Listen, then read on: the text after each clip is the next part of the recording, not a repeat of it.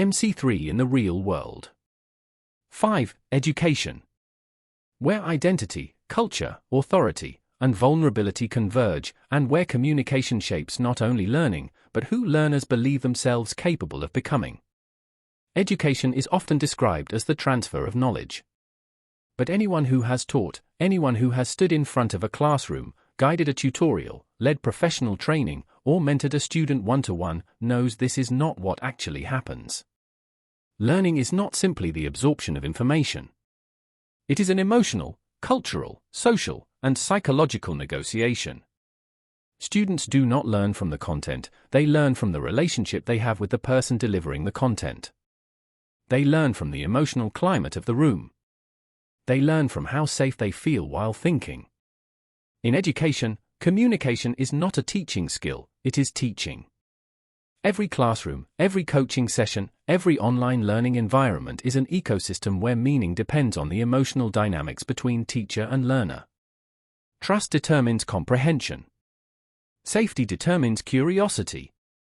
Clarity determines confidence.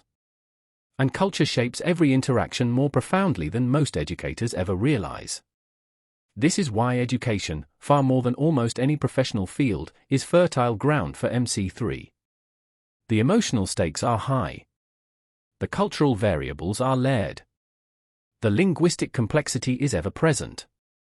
And the learner's identity is always on the line. A student is never just answering a question. They are revealing competence. They are navigating cultural expectations. They are managing fear of embarrassment. They are protecting their sense of self. A multilingual student does all of this while translating internally, a cognitive load that is invisible unless you know what to look for. They may appear hesitant, shy, distracted, or disengaged when in reality they are processing 2 or 3 languages at once. Educators who interpret this through a monolingual lens make errors that feel personal to the learner. They judge ability by fluency rather than depth. They mistake silence for ignorance.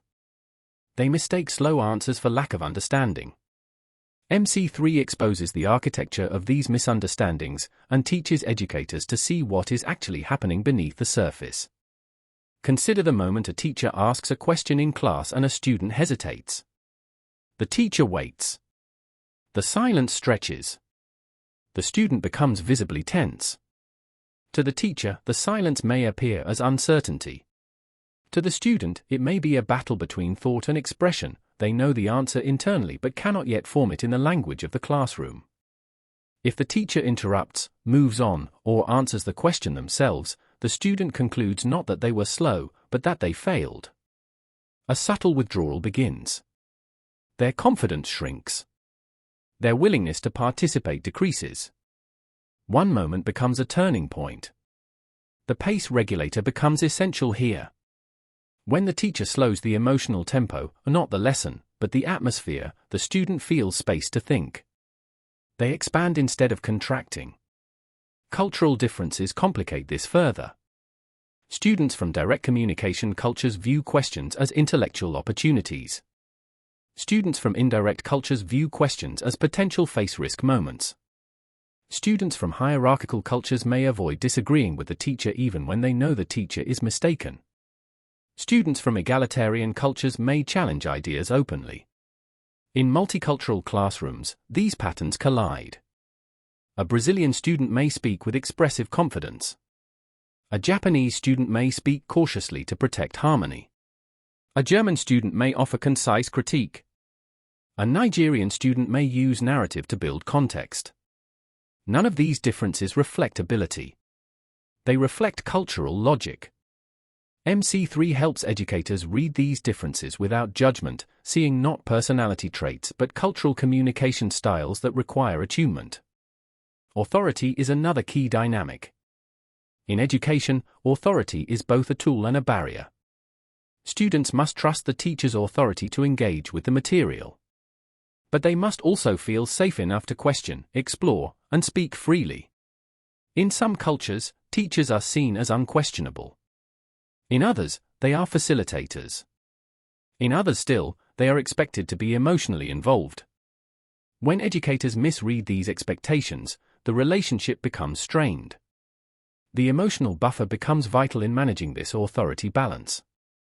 Students participate more deeply when the teacher's presence feels stable and non-threatening. A calm teacher creates a container where learners can reveal uncertainty without feeling exposed. Education also carries a hidden emotional contract. Learners grant the teacher the power to evaluate them, publicly or privately. This alone creates vulnerability.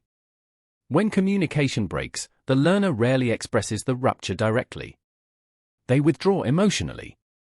They participate less. Their work quality declines. Their tone becomes cautious. Educators often misinterpret this as disengagement, laziness, or lack of ability. MC3 reframes it as a collapse, the same collapse that happens in high-level corporate relationships, but with far more impact on self-worth. Resetting the interaction in educational settings is delicate. The student must not feel blamed or singled out. The reset must be felt, not stated. Tone becomes the repair. A teacher who reopens space gently, inviting curiosity without pressure, restores the student's sense of safety. The thread keeper ensures that the intellectual flow stays intact even when the student momentarily loses narrative clarity. Miscommunication in education is not only verbal, it is behavioral. A student avoiding eye contact may be showing respect. A student speaking at length may be demonstrating engagement. A student offering minimal answers may be protecting dignity. A student refusing help may be guarding pride. MC3 teaches educators to read behavior contextually, not universally. One of the most transformative MC3 insights for teachers is that learning cannot occur without co-regulation. When the teacher's presence is calm, the learner's cognition opens. When the teacher's tone is stable, the learner feels anchored. When the teacher's pacing is sensitive, the learner's thinking becomes clear. Education is not the transmission of information, it is the co-regulation of thought. Multilingual learners face additional obstacles, their cognitive load is higher.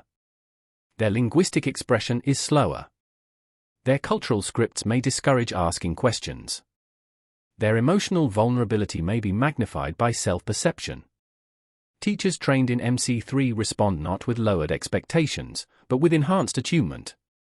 They shape the space to support comprehension and expression without making the learner feel diminished.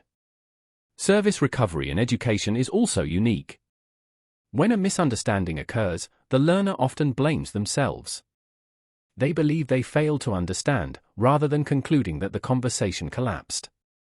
Repair requires restoring not only clarity, but dignity.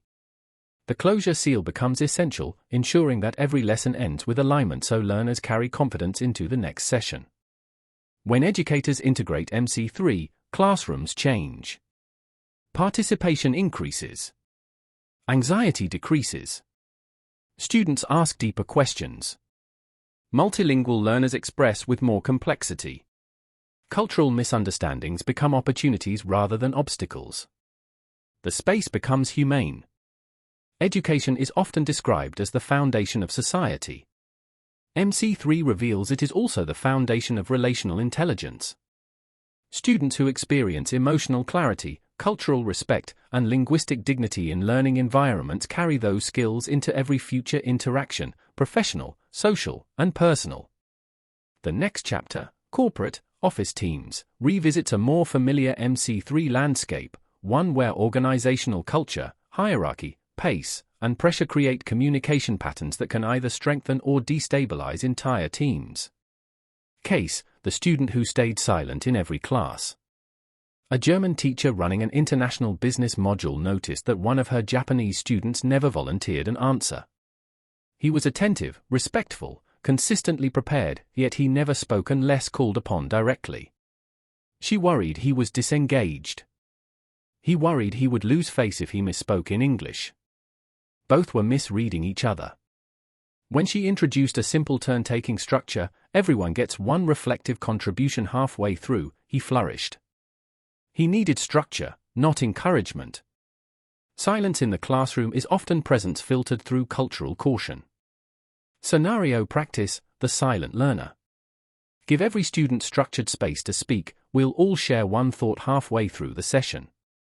Silence becomes participation.